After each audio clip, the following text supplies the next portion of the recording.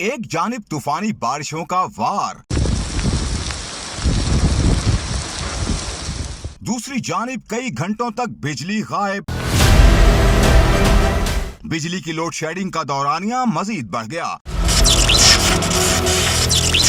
شہری اب کہیں کے نہ رہے۔ ایک طرف تیز طوفانی بارشوں سے شہری شدید مشکلات سے دوچار ہیں تو دوسری جانب بجلی کی غیر اعلانیہ لوڈ شیڈنگ نے شہریوں کا جینا دو بھر کر دیا ہے۔ حال ہی میں میڈیا رپورٹس کے مطابق ملک بھر میں بجلی کی لوڈ شیڈنگ کا سلسلہ جاری ہے۔ ذرائع کے مطابق گزشتہ روز شارٹ فال 6705 میگا واٹ رہا، لیکن مجموعی پیداوار 20795 میگا واٹ اور طلب 27500 میگا واٹ رہی، جس کے باعث ملک بھر میں بجلی کی لوڈ شیڈنگ 10 سے 12 گھنٹے تک جاری ہے۔ رپورٹ کے مطابق بعض علاقوں میں فنی خرابیوں کے باعث شہریوں کو غیر اعلانیہ لوڈ شیڈنگ کا سامنا کرنا پڑ رہا ہے، جبکہ سب سے زیادہ لوڈ شیڈنگ بجلی چوری کرنے والے علاقوں میں رپورٹ ہوئی۔